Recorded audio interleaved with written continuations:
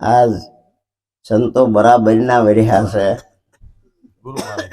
હા, એ તો ગુરુ મહારાજ કયો સંતો કયો બધા એક રૂપમાં બતાવ્યા છે. આપણે બધા પછી નોખા નોખા કીધા કરીએ. જો આમ આપણે પહેલેથી જો ગણીએ ને તો આ બધા રૂપ કોના છે હાલો પેલા નક્કી કરો.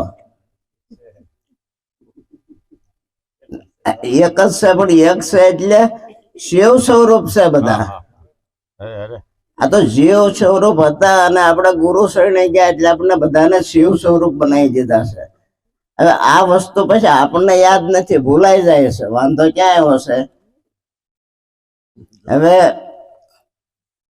ઘણી આપણે વાત થઈ અને નિરાકાર વિશે જ વાત જાય છે તો આપણે હાલી છે. તો ગુરુ મહારાજે આપણને આ નિરાકારની વાત સાકારમાં ઉતારવી એ સત્તા આપી છે. કોને આપી છે? પોતાને આપી છે. જો આ સત્તા આપણે અંદર જો હશે તો ખરેખર આ વાત આપણે અંદર ઉતરશે. કારણ કે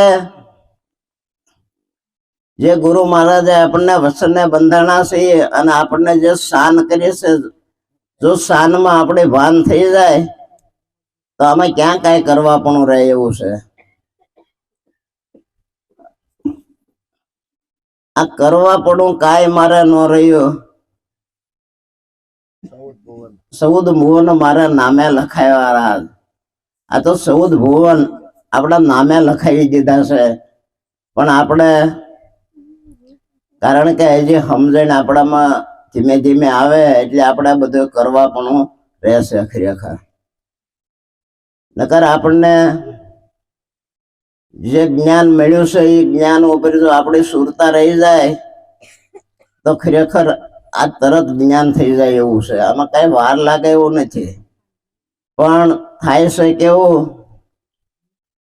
કે આ ત્રિગુણાત્મક માયા એમાં 3 ગુણમાં આ જીવ રમ્યા કરે છે. અને આ જે જ્ઞાન આપણને મળ્યું છે એ નિરાકારનું જ્ઞાન છે. આ 3 ગુણની પર જવું પડે ત્યારે આ પદની પ્રાપ્તિ થાય અને આ પદ ઓળખાય. કારણ કે આપણે નામનો મહિમા આપણને મળ્યો છે તો સંતોએ 4 નામ બતાવ્યા છે: મૂળ નામ, નિજ નામ, સતનામ અને કેવલ નામ. હવે આપણે જે કઈ અત્યારે વ્યવહાર કરીએ છીએ એ મૂળ નામમાં કરીએ છીએ. અને આપણને જે જ્ઞાન બતાવ્યું છે એ નિજ નામનું જ્ઞાન બતાવ્યું છે. નિજ એટલે પોતે, અને નિજ એટલે આત્મા, અને નિજ એટલે તમે પોતે જે ગણો એની અંદર આવે. પછી સતનામ છે. સતનામ કોનું છે? ગુણનું નામ છે. આપણે અત્યારે જે સંતોની ગુણગાન ગાઈએ છીએ એ સતને પામી ગયા છે. સતનામને જે જાણી ગયા છે એના આપણે અત્યારે ગુણગાન ગાઈએ છીએ.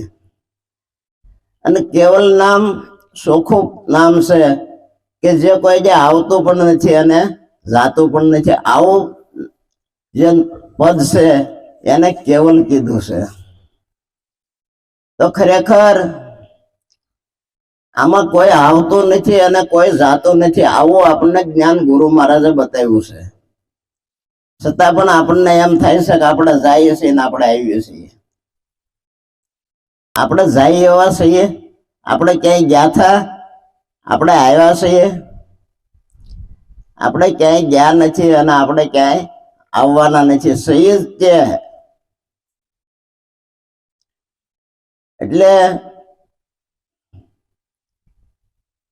સંતોએ જે વાત કરી છે એ વાત આપણે જેમ જેમ જીવનમાં ઉતારવી પડે અને આ બધી વસ્તુ સમજણમાં લેવી પડે. અને જો સમજણમાં આવી જાય તો સમજણ છે એને જ જ્ઞાન કીધું છે. જ્ઞાન કોઈ બીજી વાત છે, બીજી વસ્તુનું જ્ઞાન છે નહીં. મૂળ જ્ઞાન જેને આપણે સ્વામિનારાયણ ભગવાનને 500 પરમહંસ ગઢડામાં કહે છે કે સ્વામિનારાયણ ભગવાનની સભા હતી અને 500 પરમહંસ એટલે સંતો બધા બેઠા હતા અને સંતોએ ભગવાનને પ્રશ્ન કર્યો હતો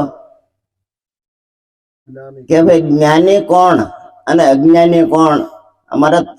તમારા સંયમ તમારા મોઢે અમારા વાત સાંભળવી છે, આવું સ્વામિનારાયણ ભગવાનને કીધું હતું. ત્યારે ભગવાને એમ કીધું હતું કે જે પોતાને જાણે છે એ જ્ઞાની છે, બાકી આખા જગતને જો જાણતો હોય અને પોતાને જે ન જાણે એ અજ્ઞાની છે. આવી વાત સ્વામિનારાયણ ભગવાને કરેલી છે. તો આપણને પણ આ વાત નિરાંત મહારાજે કરી છે. એટલે કીધું છે કે અનુભવીયાનો ઉપદેશ સમજો સમજાશે, આવરણ નહીં આવે લેશ આચમ ઓળખાશે. તા તો આપણને આવા અનુભવી ગુરુ મહારાજ લઈ ગયા છે અને વસ્તુ જેમ સેમ આપણને પ્રાપ્ત કરાવી દીધી છે. હવે આને પ્રગટ કરવી એ આપણા પોતાના હાથની વાત છે. આપણને કોઈ હાથ મૂકી માથે મૂકે પ્રગટ થાય એવું નથી. કારણ કે જેમ સેમ વસ્તુ આપણને સમજાવી દીધી છે